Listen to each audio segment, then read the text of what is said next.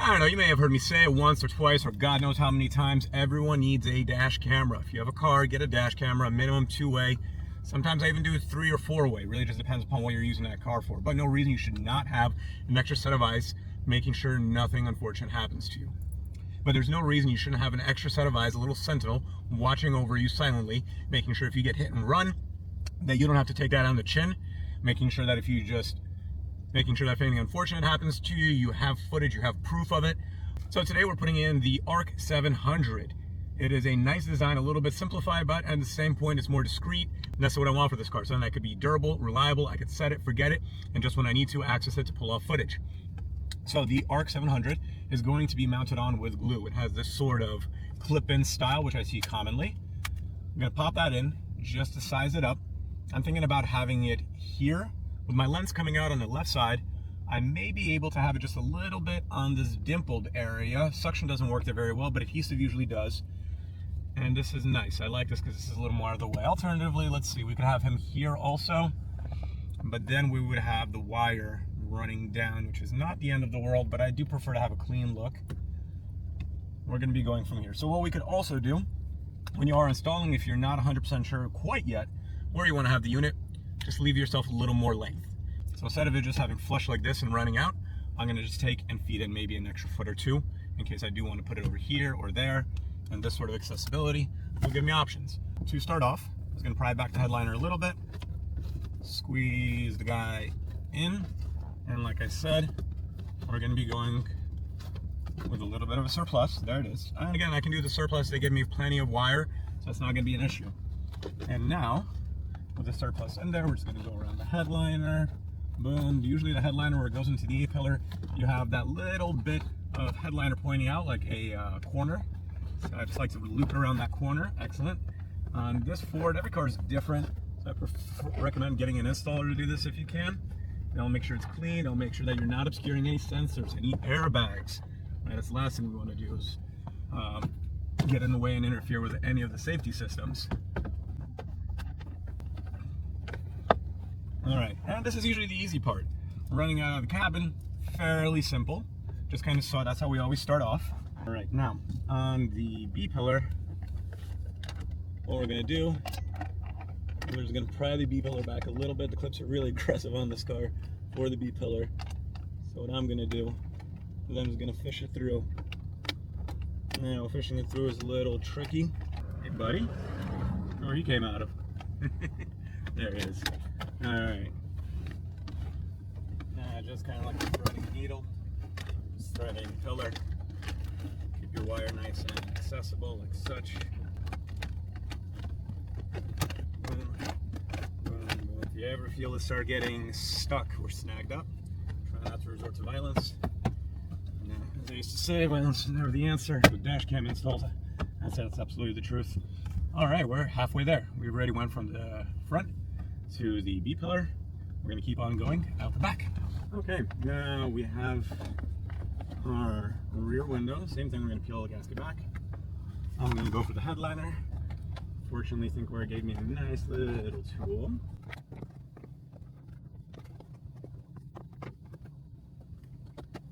Could alternatively also go to the gasket. I personally try not to do that if I don't need to. All right, this is still how much length we have to get to the back of the car, so we have plenty.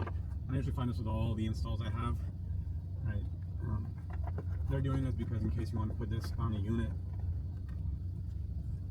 ThinkWare or other brands, why they give you so much space, this is the rear camera I'm running, is because if you're going to need to run this in a bigger vehicle, right? Some of our SUVs are massive. They're like a boat, like a small one-bedroom apartment, at least by New York standards. So the manufacturer makes sure that you have enough space to reach anywhere you need. And if in the end, you do have excess space, great, we just sneak it away in the rear. If you do have a car like this Ford and you have this soft paneling, right, you can be, well, this hard paneling. So if you do have a car that has some of this hard paneling, right, stuff like this that goes into your soft headliner, a lot of it we can just pry back. So that's what I'm doing when I'm routing all my wires. I want to keep it nice and hidden, you know, that out of sight, out of mind mentality. And the only thing that gets tricky here is every car has a little bit of a different layout. So when we are routing this, really no two ways are going to be the same, and this is where it gets tricky, right around the rears, where a lot of installers, or even just private individuals, start to make shortcuts. So you want to open it up, see if there's any way to get from the rear seat through the trunk, or sometimes people just want to right out on where the rear windshield is.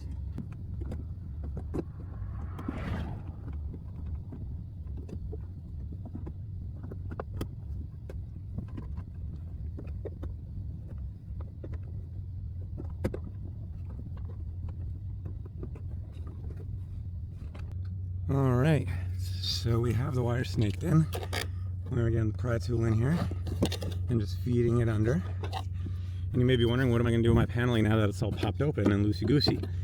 First of all, you want to line it up as you can and just give it a nice little tap, like you're trying to get the last bit of chocolate or syrup out of a bottle. And you should hear a pop or a click, and then you should see everything line up. The clips will go into where they have the holes on the frame. Now, one thing that I do enjoy on the ThinkWare, so the RX-700, when you have the rear unit, the power supply is a little more recessed in, which is great. It's not going to be sticking out. It's also going to hold a little bit more firm. Furthermore, the back of the unit also has this nice sort of textured feel to it. So if you are installing it on the inside, this is going to look nice. It's going to look better. And I do like that touch. Just like most cameras, it's going to be maneuverable, so you can point it up, you can point it down. Right, all of our windshields may have a different angle, so we plug that in, and then we can ready calibrate it. Now, when you order the dash cam from ThinkWare, the kit includes two options. Either you can run it to an AC outlet, or you could hardwire it. They do give you a hardwire kit. I personally, if given a hardwire kit, I prefer to install it. Even if not, I usually order it separately. The only thing to consider with them is that they do have a DC power supply. So a lot of the hardwire kits, they're usually going to be USB-C or USB micro. So I like that they sent me their own. And usually, again, if a brand has their own hardwire kit, whether it's whatever connection, I prefer to use the in-house brand just because I have a little bit more peace of mind understanding the electrical is going to be perfectly matched up for whatever that unit is going to be demanding. So you know what we're going to do with this guy? My fuses on this car, because that's where we're going to be running our hardwire kit, are over in the passenger footwell forward. So that actually works okay because I can run it out the passenger side very comfortably. The only thing is I want to make sure I have enough of a run, because it is going to be a little bit of a tight fit. So if I have it here, I usually just hold wherever my dash camera is going to go. So what I'm going to do, if I want my dash camera here, just grab cable, fistful, pin it up, have a little slack just in case. Now move hands, and boom. And I'm going to just run the whole length, make sure I have enough wire. And I do, that's great. And after doing quite a few of these hardwire kit installs, one thing I do recommend is when you are doing it, start with the wiring side. So don't start installing up on top of the headliner, because a lot of times when you're trying to get through where the dash is to run this wire, you want the thinner side, which is usually be the dash cam connection side, to snake through any holes. It could get really tight in there, so I really recommend you use this end as your later install in case you need to be snaking it anywhere. Now, when we are talking about installing a hardwire kit where you have these three cables, black is always ground, red and yellow. Yellow is going to be constant, red is going to be accessory, ACC. How we can figure out how to hardwire this is, first of all, you got to find your car's fuse box. That's what you're seeing here. This is a Ford Focus, and my fuse box is in my passenger footwell. Next, you want to get yourself one of these. This is a probe, and it's just going to give you a sharp point. On the other end, you have a cable that comes out that you want to clip to any kind of ground. That sounds fancy. Any kind of ground is just a metal bolt that goes to the chassis.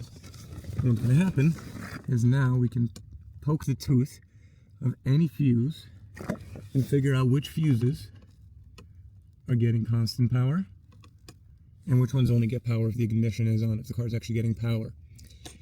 So doing this, also you could check your car's manual to identify what each fuse is. That also helps identify down. Now, let's say that this guy's getting power all the time when the car is off, so I'm going to be using him. I want to get some pliers around that fuse and just pull him out. There he is. Okay, now with this fuse, I want to find a splitter for him. So let's see what that looks like. So this is what a splitter looks like. It has a thread tail coming out, which we're going to put in our power connection for the camera. And on this side, this little adapter is what we're going to put into our fuse box. So these teeth are going to go in for where we took the fuse out. It already comes with a fuse preloaded in it. That's going to be for our dash camera. So the native fuse, the one that we pulled out, is going to go on the inside. So now we got our fuses ready. You want to put again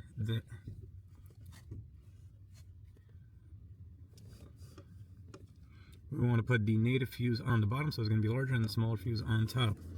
And we bring it into our line. I should have my line in there. I crimped it down. And now we just want to stick it back into its original position. Just like that. Now we're going to repeat the same thing with the other one, the one that's power. So for this, we're going to put the keys into the ignition and turn on accessory power. Accessory power has come on. And I just want to verify that the fuse that was not getting power when the accessories were off, when the car was totally off, is now getting power. So we're going to do what we did with the previous fuse with this guy. Now the only downside is you may find yourself in an awkward angle doing this, like you're practicing some yoga. Now we take that wire, put it in to make sure you have good connection.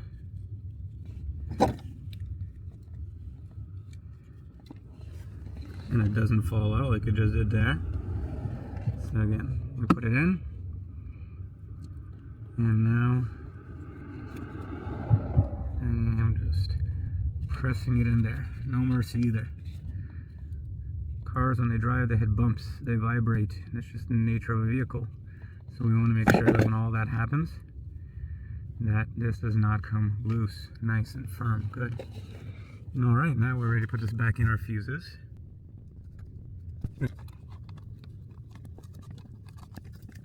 Now I see, since this fuse tab comes out to the side, running the second one downwards is going to be problematic. So if I stick it upwards, there's no congestion there. And all that leaves is our black wire. Black is always ground. So the same place that we were running our probe, we can run our black fuse. Now before we go any further, we want to make sure that this is working and plug it in to make sure that I did all the power connections properly. And connecting your negative, you always want to make sure that you have a firm hold on it. So I found a good ground bolt.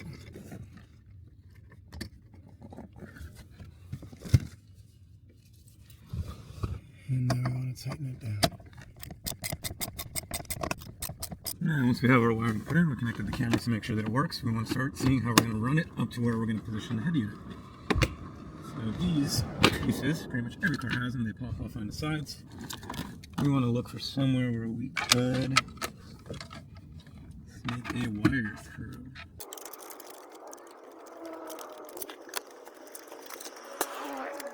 Perfect. There's my entrance. If I pry those back a bit more.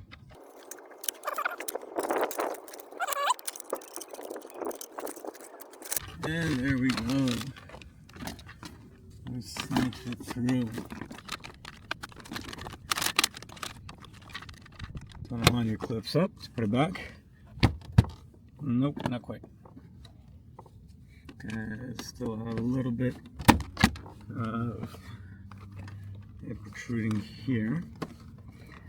Okay, we can make this work. Perfect.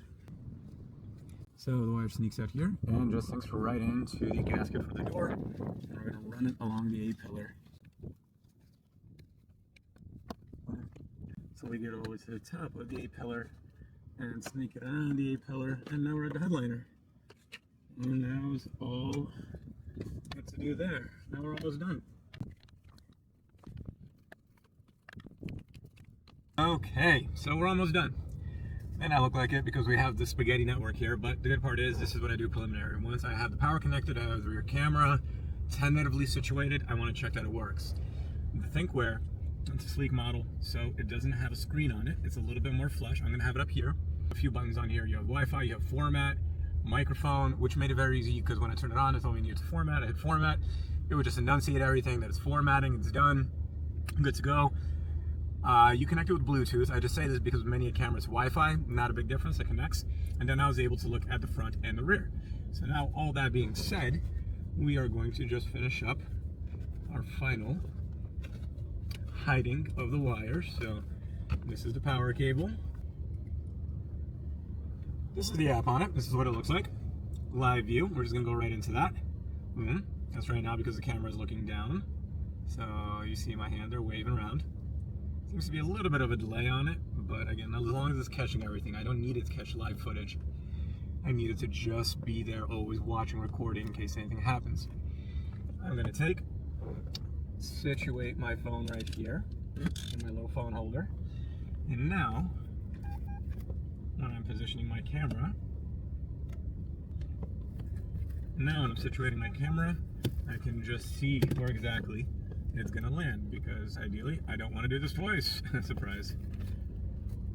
And if we have it here, alright, that looks good. So now we're gonna even just guide this in a little bit further. Alright, nice little pro tip, not that I'm following it, but always just wipe down the surface of which you're going to be gluing your adhesive to. Even if you have the suction, you should use an alcohol rag to just wipe out any kind of oils or dirts, and then let it dry. Alcohol will evaporate. I'm being kind of lazy, so I'm just gonna really wipe it clean. I got some really good image, I gotta say. I like the color on it. Alright, and now that I have tested where I'm gonna have it, I can commit to it. So that's the dash cam, and if you don't see it, I'm sorry, it's small, it's discreet, it's right here. That's my ThinkWare. He's always watching. They sent me with the SD card, which pretty much any dash cam manufacturer does, and I'm able to see as cars drive by. I can have the live feed, and if I want to, I can go to video. I like the design. So certain apps from certain companies, the user interface on it is just atrocious. I have a Leaf something in my other car, and this guy's very clean. It's so sanitary. I like it. I don't know if the DJI is catching it well, but it outlines where there are incidents. There are no incidents yet. I've been shaking the camera around, but the incident would be if it feels a hard enough hit. It has a G sensor on it. It's hardwired in, so if the car does get hit when it's parked, it comes on, it records. And very clean, continuous. Let's take a look. Beautiful. And there it can be seen footage playback. Clear buttons to download, to trash. Cameras that have Wi-Fi or Bluetooth or can connect to your phone. If the app is not user-friendly, then it's just going to be a miserable experience. So that is music to my eyes. Music to my eyes? All right, well, I think you get what I'm saying. So all that's left now is I'm going to just do the final situation with the rear camera, and you know how I'm going to do it. I'm going to have my feed going, so while I'm gluing the rear camera, I can see where I'm gluing it. Guys, we're almost done. Dash cam's installed. I'm eager to find out how this works. I heard really good things about ThinkWare. I understand they're one of the leading brands in Korea. Furthermore, they're the go-to option, I believe, for BMW it is. So either way, I want to see what all the hype was about. I like the look, I like how it is. It's just they're watching Sunday, so I'm eager to see how it's going to perform.